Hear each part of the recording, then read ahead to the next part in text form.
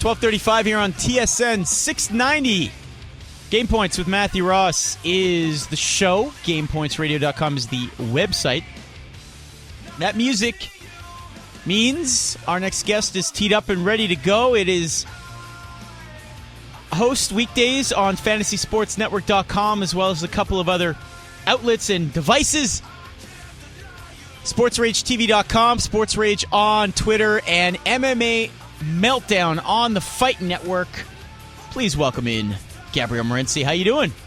Hey, what's going on, man? How you doing tonight? Not as good as you. From what I recall, I remember you saying you got Germany to win the World Cup, so you're looking pretty good right now. Yeah, there's one more game to win for the Germans, and if any side can stay even keeled and probably not get their head too in the clouds right now, it's probably the Germans. The German faithful so pessimistic. They've been pessimistic throughout the entire tournament. I think now there's obviously some joy leading into the final for the Germans, but still a lot of work left to be done. You know, there's a reason European teams haven't won on South American soil, and they haven't won yet. And we got another match left, but we're sitting pretty with the Germans right now. Gabriel, do you think the conspiracy theory will come out given the scoreline of 7-1 for Germany over Brazil? No, I don't think there's any conspiracy theories. A lot of people thought that they were going to want a South American final with Brazil and Argentina. You know, if anything, I mean, Brazil have committed the most fouls in the tournament. You know, Germany were opposing Marco Rodriguez, the Mexican referee, today in the match because he has a reputation for not calling anything. So I think they were trying to even the playing field just a little bit today. There's going to be people, and people definitely believe that going into tomorrow that Argentina is going to get all the calls because they won't want two European teams in the final. And I don't know if I could really disagree with that. It's hard to argue against FIFA's corruption and everything associated with FIFA, Mo. But no one can point the finger at anybody besides the Brazilians today who thought that they were just going to show up, and because they were Brazil that they were going to win the match. And it was a pretty disgraceful display. I know people were burning flags in the streets. I don't know how bad the damage got. I know there was some rioting going on. I don't believe it was like full-scale rampage, through the streets of Rio or anything like that. But I know there was a lot of violence tonight in Brazil, and very disappointing effort. There's nothing to compare it to. Brazil haven't lost on home soil since 1975. It's their sport. It's not. You can't even compare it to Canada, really. If Canada lost in hockey, because Canada has lost in hockey. I remember Canada choking it in Montreal at the Forum there in the World Cup, or was it the Bell Center, wherever the hell it was. Canada's lost before, but it's nothing like the shame that the Brazilian side brought upon their nation today, and that was pretty damn ugly. The only thing I was in Vancouver the night of the riot and all that, but amazingly enough, I left. I got on a plane like 20 minutes before the game started. I was in Vancouver for like 5 days leading up to that, but I had to leave on the Monday night. And I got on the plane, and I remember everybody was just so excited. The streets were packed, and Luongo and the Canucks led in 3 early goals, and it was pretty much over. And then the rioting ensued. That was the most shocking result ever. I mean, for betting purposes, we're talking. That was it was 200-1 that Germany was going to score 5 goals. All right, so wow. Let alone they were going to score 7. And the final result actually it was 500-1. So we're talking about a 500-1 shot that came in today. The most improbable result in the history of soccer, without a doubt, it was today. Chatting with Gabriel Morency here on TSN 690, Sports Rage on Twitter. We're coming up on the Major League Baseball All-Star break. I am pretty curious. You got the Home Run Derby, you got the game. I mean, do you watch this stuff? Do you follow it? Do you bet on it, or you just kind of flip the channel away from it? Yeah, I bet on a lot of frivolous events, but I generally stay away from the Home Run Derby. I'll play small recreational bet just to give me a half of a reason to pay attention to it for a couple of minutes. But I'm not big. Like, I don't like the skills competition. I like all-star games too, but I'm in the minority there. It's trendy to pick on all-star games, but I'm in a minority. I like All-Star games. I just don't like the stuff leading up to it. Like, I got no, when it's the NHL All-Star game, I don't give a crap about who slap shot hits whatever. I don't need to watch a bunch of guys skate around pylons on a Saturday night. Like, there's other things to be doing. But I like the game. The home run derby, to me, it's just too long. And I don't like Chris Berman. Back.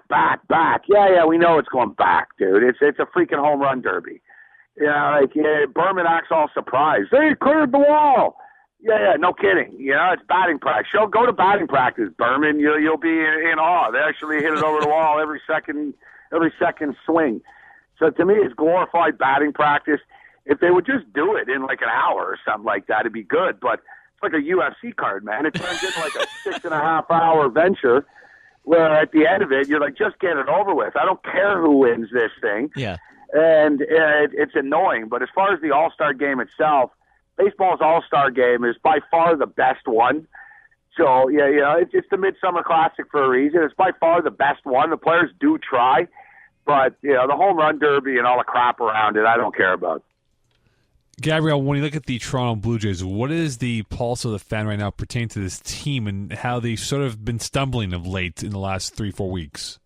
Well, they're playing a little over their heads right now. They're winning right now, unfortunately, because I've got the Angels. But, they're playing over their heads a little bit, Mo. I mean, if you look at everybody this year, everybody's pretty streaky in baseball. Nobody's really running away with anything. The A's are the best team. But, teams will generally win 8 in a row, and then, they'll win one, lose one, win one, lose one. The Braves will win 10 in a row and lose 4 in a row. And so everyone's kind of streaky. And so, the Jays are playing. They are who we thought they were, like Dennis Green would say. The problem with the Jays is injuries catching up to them. Brett Lawrie, even though Brett Lawrie was only hitting like 240 or whatever the hell it was in the 240s, he's better than that. And he's a real catalyst to the club. His defense is great. He runs the bases aggressively. He's a real raw type of guy. And, the Toronto Blue Jays, they have a lot of laid-back guys. They're the most Dominicans in baseball by far. And, it's a very, very laid-back, chill attitude. And Brett Lawrie sort of brings that Canadian grit to the Blue Jays. And, it sounds crazy, but, without him, it started to hurt a little bit, and they started to drift. And now Edwin and Carcion, of course, is hurt, and he's their best player. They've had a lot of injuries. Batista's been hurt off and on recently. He's starting to get frustrated. But, listen, the Major League Baseball season, it's a marathon. It's not a sprint. They're right where they couldn't have hoped for anything better, really. They're kind of stumbling to the break here. But, the Jays are in a good position in the second half. They missed out on Hamill, and they missed out on Samardzija. But pitching really hasn't been their problem. Marcus Stroman's been a stud. The kid Stroman that they finally called up, he's been great for them. The starting pitching's been good. Dickey pitched well tonight. Burley wasn't going to win 25 games, so that evened out a bit. But the pitching's been good. They just haven't been getting hitting, and injuries are starting to take their toll a little bit. But we'll see. The Blue Jays, it's all about the mental aspect because, their team is good enough. You look at the American League East, nobody's that great. The Blue Jays are right there. Let's just see if they can mentally play baseball in August and September without choking. Chatting with Gabriel Morency here on TSN 690. NBA free agency has been phenomenal in terms of just one day to the next. Nobody knows where anyone's been phenomenal. Well, it's just aggravating as hell. Nothing's happened. You're every day. It's just reports. Well, what I mean by phenomenal is that it's unbelievable how things change from day to day. You don't know what's going to happen. It feels like one guy's waiting for where the other guy's going to sign and vice versa. And it's like a stalemate. Nobody really knows what's going to happen, but it's making for, a lot of crazy articles, a lot of crazy rumors. Where do you figure the big boys all end up playing? All these reports, it's all nonsense. They're all making crap up. They don't know. They don't know. It's like, LeBron James is eating dinner tonight here. It's like, so what? What the hell does that prove? Like, they know nothing. The media should be embarrassed. There's so little scoops. Anything they say is wrong. They got nothing right. ESPN was talking about how that was a done deal with Melo the night of the damn draft that he was going to Chicago. Like, it never ends. They've given us absolutely nothing. So I've sort of ignored all the crazy reports, besides the Chris Bosh one to Houston, which seems pretty legitimate because the Rockets, the Rockets are like, a horny dude in Vegas, man. They've got money to spend, and they're going to hire a hooker no matter what. And, the Rockets are the same way. Whenever there's a player available, they don't care. They want him. I mean, they want Bosch. They want Melo.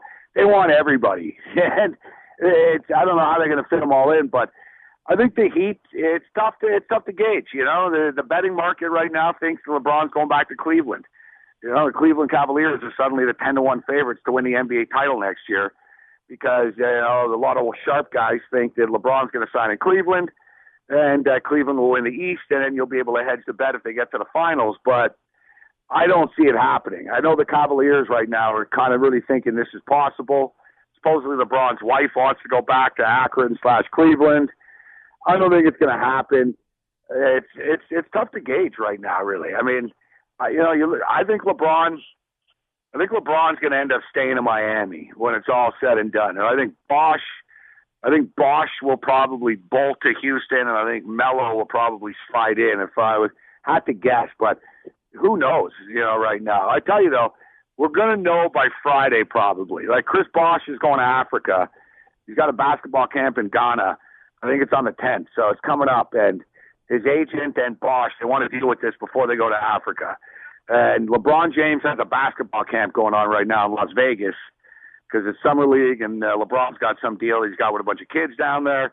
And supposedly when this camp is over, LeBron is going to deal with this, kind of at the end of the week. So we'll probably know by the weekend. And it's so up in the air, Matt. I hate not to have an answer for you, but I really don't know. I mean, it's crazy. It's bizarro world, really. I mean, I think LeBron, he doesn't have that many options, even though he's LeBron James. It sounds crazy, but he really doesn't have that many options. I think so. It really is down to Miami and Cleveland right now. I like the McRoberts signing a lot, what the Heat did. Granger, whatever. Granger can hit some threes for them. So it seems like they're sort of tooling up. They would have a hell of a lot of money if Bosch would take less money, but I thought it was for sure that LeBron was going to stay, that they'd get Kyle Lowry, but supposedly they offered Lowry like $8 million, and Lowry found it insulting. And they basically told Lowry, "We don't have money, and we got problems here. So there's a reason why Lowry re-signed with the Raptors when the Heat were interested." Then they supposedly offered Bosch in the $12 million range, and that's just crazy talk. The Rockets are offering 22. If you're Bosch, and I'm all for taking a pay cut if you're these guys and you already got $100 million or whatever, but if you're Bosch, you can't take 12 when there's 22 on the table. That's just, in the real world, that's too much money to leave on the table. You can't leave $40-50 million difference just to stay in Miami. Yep. So it is interesting. You're right. It's phenomenal and it's interesting, but I don't like the way the NBA, the players run the league as it is. They quit. They don't try when they don't want to. The inmates run the asylum in the NBA, and we're seeing this right now. I mean, make up your damn mind, LeBron. And same with Bosch. And NHL, it's done quick, right?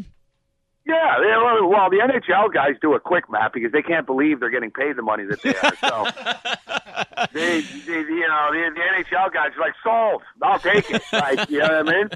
Gabriel Morency, you can catch him on FantasySportsNetwork.com, SportsRageTV.com, and, of course, Sports Rage on Twitter. Thanks a lot.